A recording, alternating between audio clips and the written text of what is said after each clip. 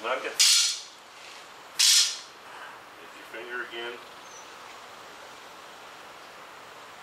Smoothing that nice and smooth around that perimeter. And that one's ready. The eyeball and so forth will be put in as one of the last things. Okay, we're going to hold up on putting the skimmer in because I feel like I can show you a better way of putting it in when it's standing up, because it has to be leveled. The next thing we're going to do is in the jet. Don't get these confused now. This is the return jet. This is the jet that goes in there. It has a suction side to it. It has an arrow on it. That arrow has to go the direction of the water. Since this is a female fitting, we're going to have to put a nipple in there first. So we're going to prime this. Always prime your plastic well.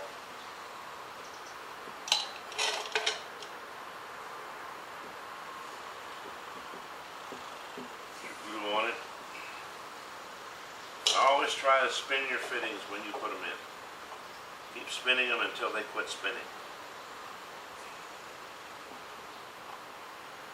That helps to seat that into that plastic. Then take your jet. Again, remember, arrow toward the baptistry. Going to prime the inside. Let it keep it this way so you're dripping primer out of the fitting, not into the fitting. Then we're going to stick the pipe in temporarily, just for eyeing and leveling this thing up, because you can't level it. The baptistry is not sitting level. We're going to put the glue in there. Glue on here. Then we're going to take this thing. We're going to rock it back and forth until it starts to set. This is very important, because if you ever get a leak in this, you're going to have major troubles trying to get it out. You have to buy a whole new fitting and everything. So make sure you rock that until that thing starts getting like it is right now. Very hard to move. Then when you get ready to set it, make sure this is straight with the baptistry, just like I had it. Okay? Then you can take this out and set it aside and use it later. Okay, this is ready for the system. Now we're going to take the probe out of the control bag. Already did that right here. Set the control bag back aside. We're going to take the little probe out of that, set it up here for now. This has a threaded 1/2 inch fitting and a male. We're going to have to use a coupling and a nipple on this to put this all together. So we're going to start out here. We're going to prime in our fitting.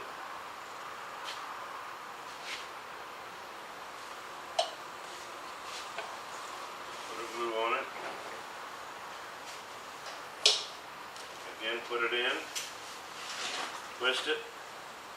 You're going to see sometimes if you have high humidity like we have here in Texas, the fitting's going to want to try to come back out on you. That's humidity that's doing that. Once it gets tight, you don't have to worry about it like that. Now, next thing you're going to do, you're going to put the coupling over this. This is the sensor fitting. This is what's going to sense the temperature of the water out of the middle part of the tank. Give you an accurate reading on water temperature. Remember that heat rises, cold falls. That's why you want to try to get down halfway if possible. If not possible, then get it below halfway. So you're sensing the cold water. Again, trip this, spin this please until it tightens up on you. Don't go so tight that you loosen your fitting here. Alright, now, next thing we're going to do, we're going to put in the bushing, the inside.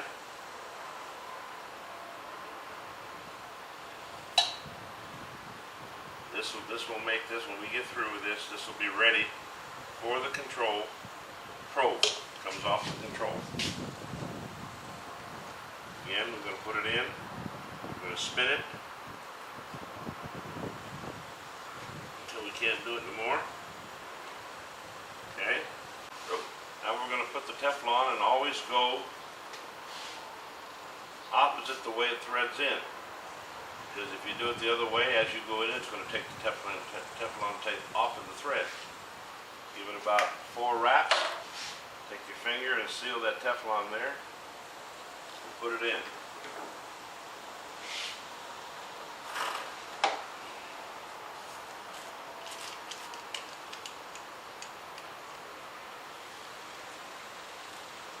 Tighten it. Here again, be careful not to tighten so tight that you spin it back here.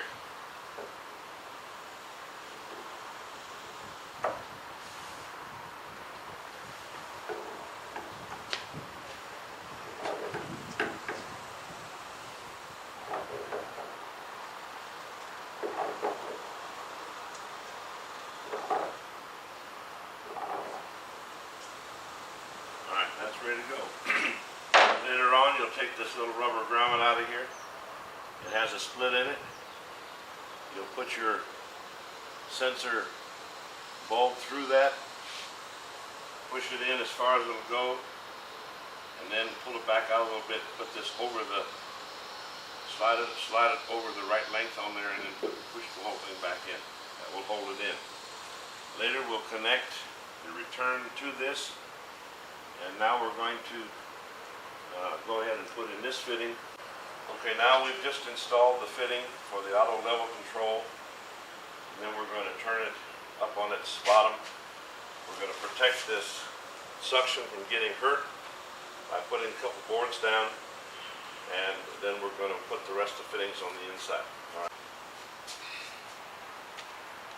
Here we're going to take this rubber gasket off. We do not want to use it. We're going to put a bead of silicone around the inside perimeter of the stem that goes through the wall, just like we did on the other fittings.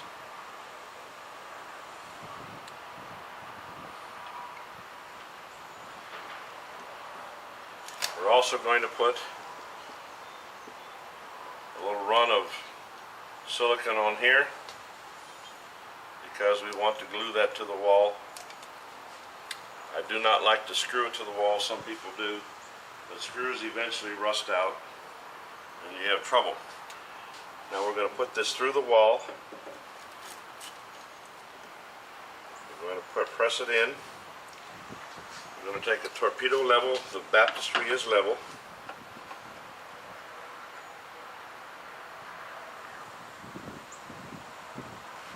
We're going to level it. Put the beads like we did on the rest, on the outside.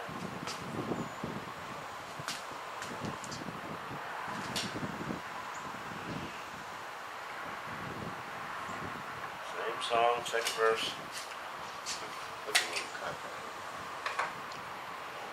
We'll re-level it. I'm going to tighten it up.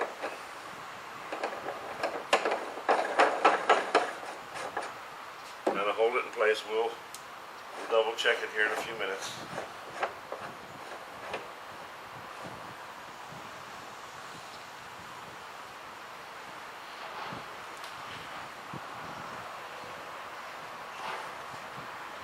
Get our pliers. Holding this still. I'm going to tighten this outside. Snug. Alright. We're going to double check, make sure the baptistry is still level, which it is. And can you see that bead there, Tim? Yes, sir. Okay, can you tell me, is it level? Yes, sir. Which way? This way? Yes, sir. Now? Looks pretty good to me. Right there? Okay. Now, we need some of that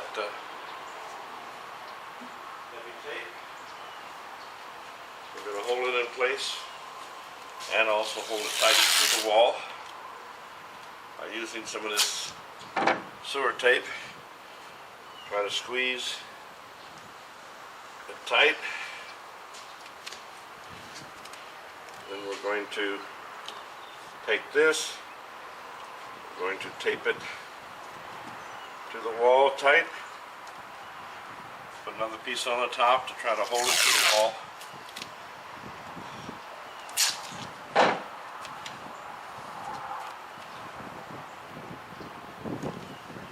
Push it in.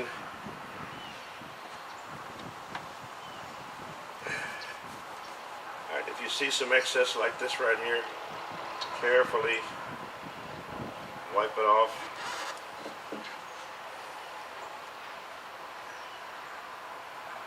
Because that will interfere with the putting of the outside plate on later. Okay? Next thing we're going to put in is the suction. The overflow, excuse me. Goes right here. We will take the little grate out of the middle for now. Set that aside. All that stuff will go on later. Here again, we'll take the gaskets off.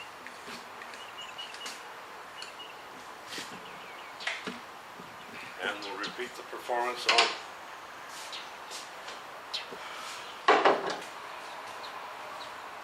silicone.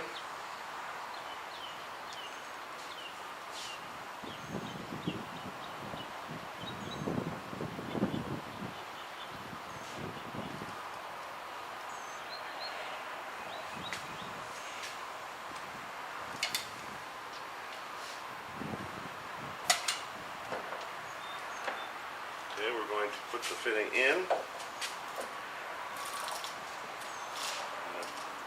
Wiggle it around a little bit to get that excess come out. Don't worry about that bead. That's easy to take off later once it dries. There's a timing that's involved in that bead. If it gets too dry, then it will be hard and it won't come off easy. If it's too wet, then it's going to smear. Have found that about 3 hours is about the right timing on that.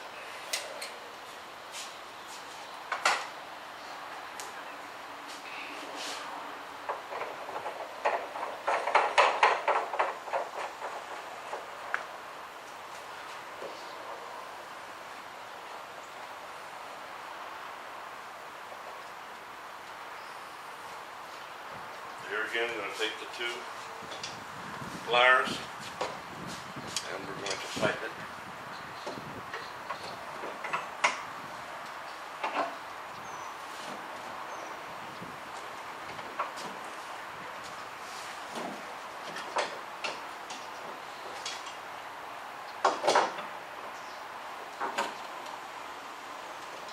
Snug.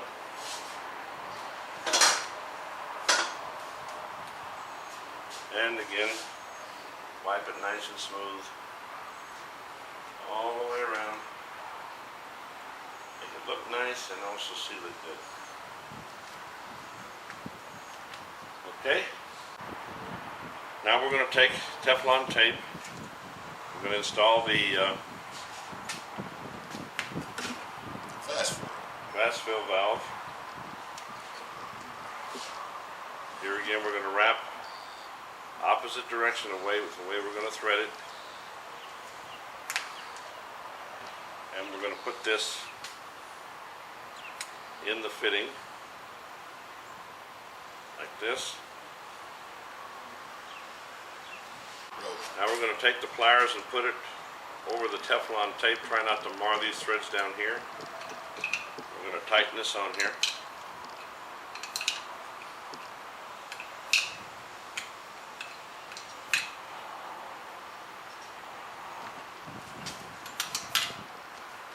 That. Then we're going to go into Teflon, this part of it right here,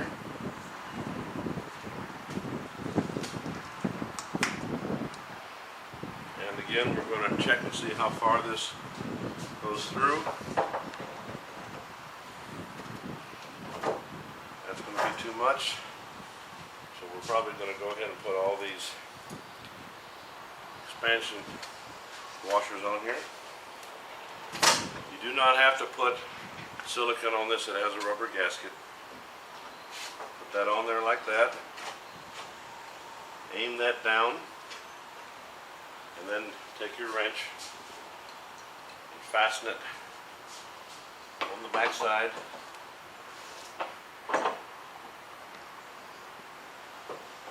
And if you need to, take the end of your pliers. Oh, could I have that screwdriver, Tim? And you can use pliers or screwdriver, whichever fits up in there, to hold that thing straight. Won't take much.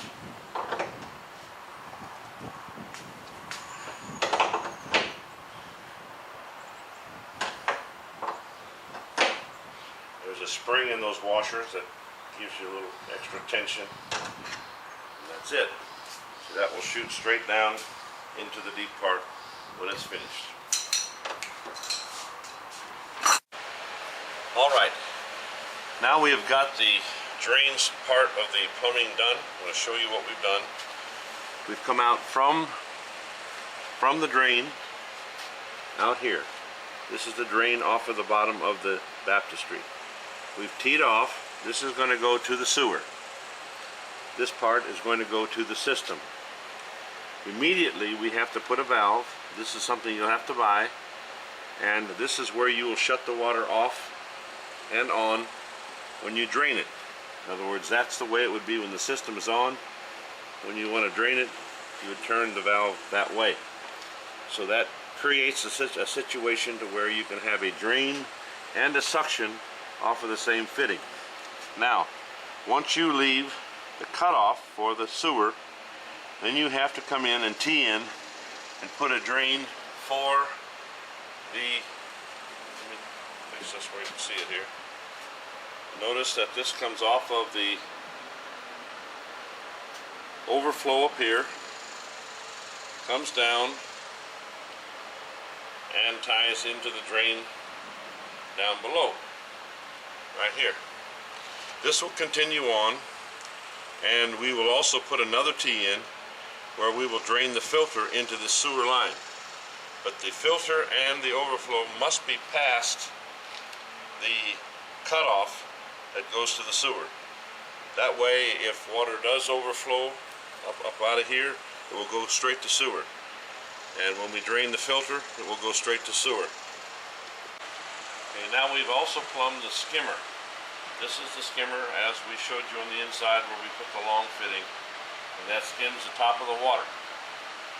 And so this skimmer has to go to the system for suction. We also put a valve on here. The purpose of this valve is that we can shut the skimmer off when we're working on the system. We can also adjust the skimmer by moving this valve to whatever degree we want. We can decide how much water is coming off the top and how much water is coming off the bottom of the baptistry. Right now we're going to shut it off. There's a union here in case the valve has to ever be worked on.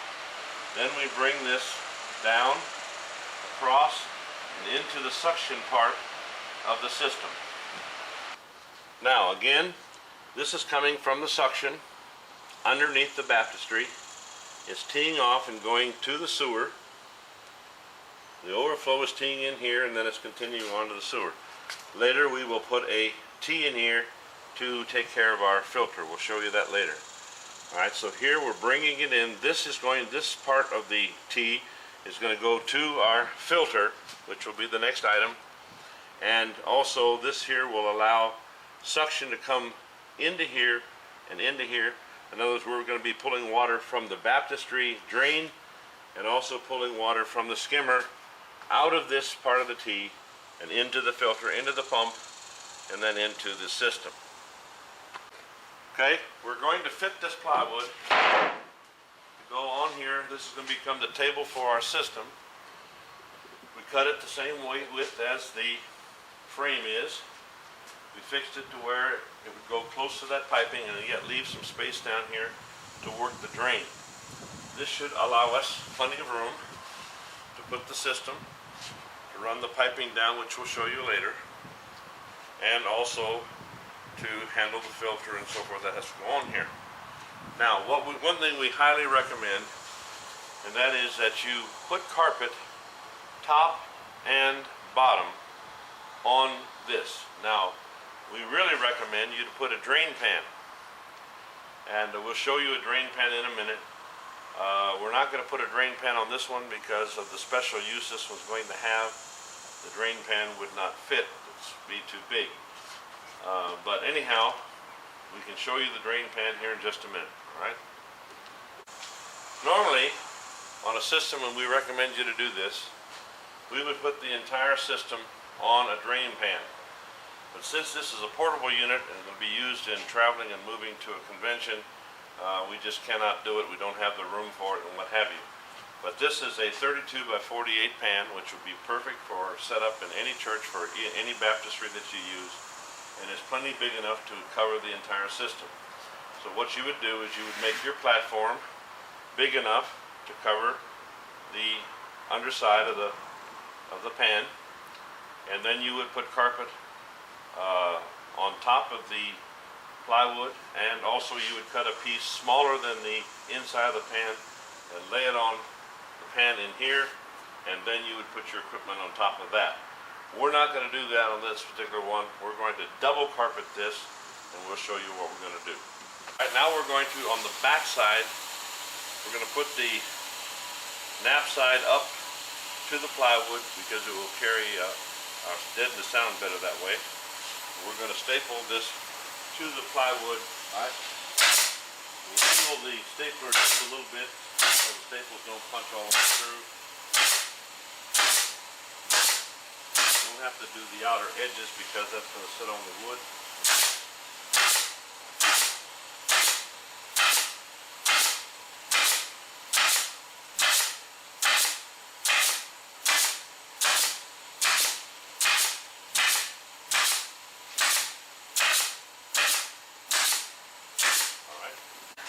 Now we have installed the plywood, we've stapled it down to the frame.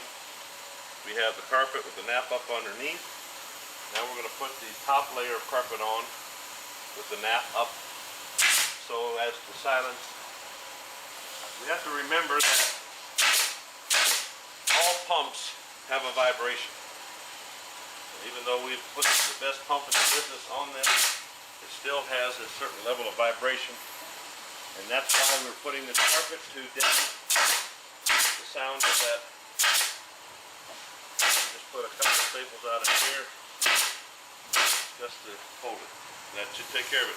The next thing we will do is we will lay the system out and decide how we're going to do the system.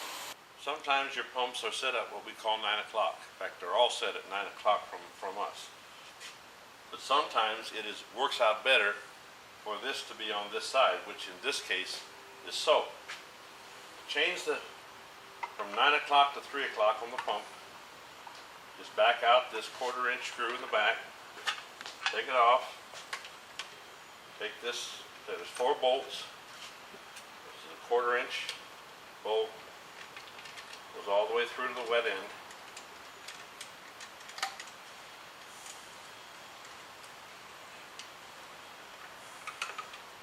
Once you get those bolts out, then just simply reach over here, pull away from you a little bit, spin the wet end around the other side, stick your bolts back in.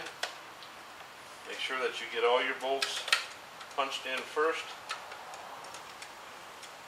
before you tighten them,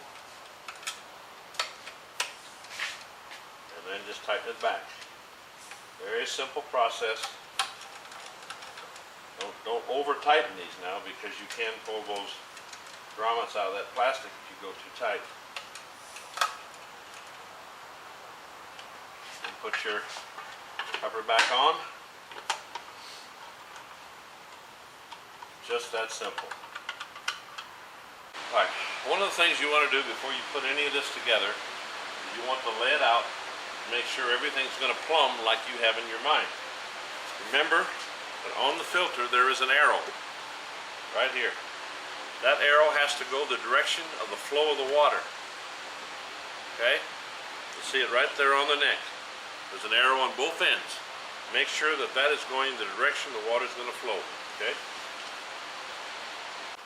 Okay, we have finished the plumbing on this unit now. We're going to show you again the trail of the water. The water leaves the main drain down here, comes to a T. The T goes across to a cutoff valve, which eventually goes to the sewer.